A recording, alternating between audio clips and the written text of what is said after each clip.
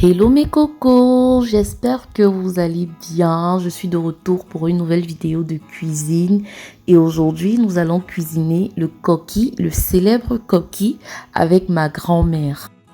On va commencer par trier le coquille. Comme vous l'avez vu précédemment, c'est ma grand-mère qui l'a fait.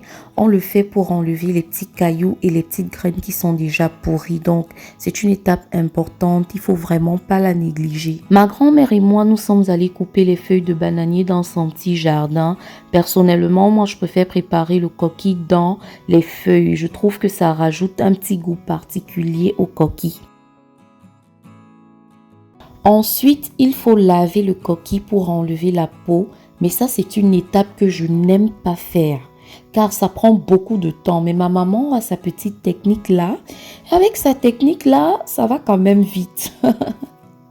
Ça va vite parce que je sais qu'il y a d'autres personnes qui préfèrent tremper avant d'enlever la peau. Mais je pense que non, elle ne le fait pas. Elle enlève directement la peau pendant qu'elle lave. Si vous êtes nouveau sur la chaîne, bienvenue, n'hésitez pas à vous abonner. Sur cette chaîne, je partage avec vous des astuces, des conseils. Je partage aussi mon lifestyle à travers des vlogs. Donc si ça vous intéresse, abonnez-vous et activez la cloche de notification pour ne pas louper chaque fois que je publierai une nouvelle vidéo sur cette chaîne. Pendant que maman est en train de laver son coquille, moi je vais apprêter le feu. C'est vrai qu'au village, on prépare beaucoup plus avec le feu de bois. Mais même lorsque moi je suis en ville, je préfère préparer le coquille sur le feu de charbon et pas sur le gaz. Parce que comme je vous l'ai dit, moi je trouve que ça rajoute toujours un petit goût là, un petit goût particulier lorsque tu fais la cuisine. Soit sur le charbon, soit sur le feu de bois. Dites-moi en commentaire si je suis la seule à penser ainsi. Mais personnellement, moi, je trouve la cuisine vraiment différente lorsqu'elle est faite sur le feu de bois et le feu de charbon par rapport au gaz. Vous voyez ma grand-mère chauffer les feuilles de bananier comme ça sur la flamme parce que ça permet de ramollir la feuille afin de pouvoir bien attacher le mets sans que la feuille se déchire. Si vous êtes déjà à cette étape de la vidéo, n'oubliez pas de liker les cocos. N'oubliez surtout pas de liker, c'est très important. Ça ne vous prend qu'une seule seconde. Ça, ce sont des moments que j'affectionne particulièrement. Lorsque je suis en cuisine avec ma grand-mère, j'apprends toujours quelque chose d'important. J'ai encore la chance de la voir. Donc, chaque fois que je peux faire la cuisine avec elle pour apprendre ses petits secrets, ses petites astuces, je suis toujours là pour ça, en fait. Moi, j'aime beaucoup ça. Et c'est pas pour rien qu'on dit que la place de la femme c'est à la cuisine parce que ce n'est que à la cuisine avec d'autres femmes que tu peux élever ton niveau de connaissance en cuisine. Il y a un adage chez nous en Afrique qui dit que c'est la vieille mamie qui fait la bonne cuisine. Vous êtes d'accord avec moi ou pas? Moi, personnellement, quand je suis avec ma grand-mère en cuisine, limite, je suis prête à aller prendre un carnet de notes pour copier tout ce qu'elle me dira. Mais comme moi, je sais déjà aussi faire le coquille, donc j'avais pas besoin d'aller jusqu'à noter. Bon, ça, c'est juste une petite parenthèse pour faire la causette. Donc, j'ai pris la peine de bien nettoyer les feuilles, comme vous l'avez vu là. Et ensuite, je suis allée écraser le coquille au moulin. On a rajouté 2 ou 3 petits piments comme ça. Mais bon, il faut pas que ça chauffe, mais il faut quand même du piment parce que bon, les enfants vont manger. Et c'est pas trop bon lorsque tu rajoutes le piment après. C'est mieux quand tu prépares le coquille avec le piment directement. De retour à la maison, je vais chauffer de l'eau et de l'huile rouge en même temps. Ça fait une pierre deux coups. Ça doit être tiède. Et ensuite, il faut bien tourner la pâte du coquille. C'est aussi très important. Il faut tourner. Ça prend vraiment beaucoup de temps, mais c'est très nécessaire. Donc, je vais tourner pendant un bon moment avant de rajouter du sel.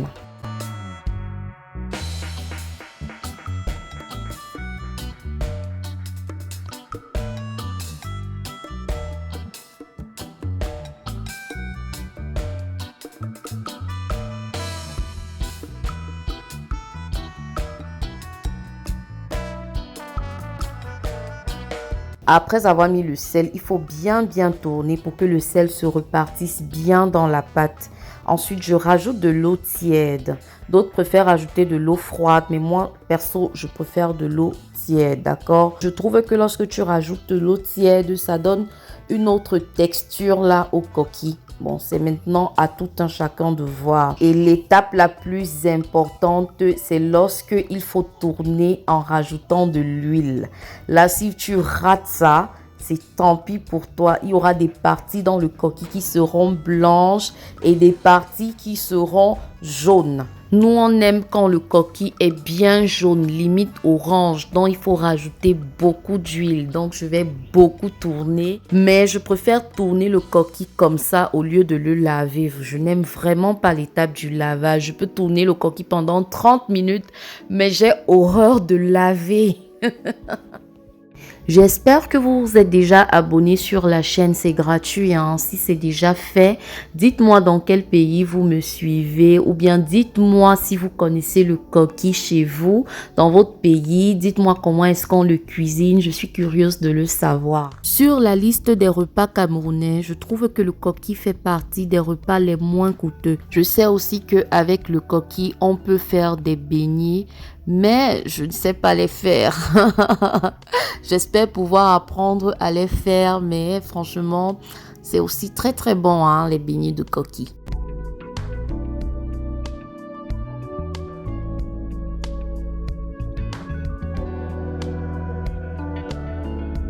On va passer à l'étape suivante qui est de mettre le coquille dans les feuilles pour les attacher. Et ma grand-mère est experte pour le faire. Ce que j'ai remarqué et ce que moi je ne faisais pas, c'est qu'elle met d'abord une cuillère d'huile rouge au fond des feuilles et ensuite elle verse la pâte. Moi, quand je cuisine souvent, je mets directement la pâte dans la feuille.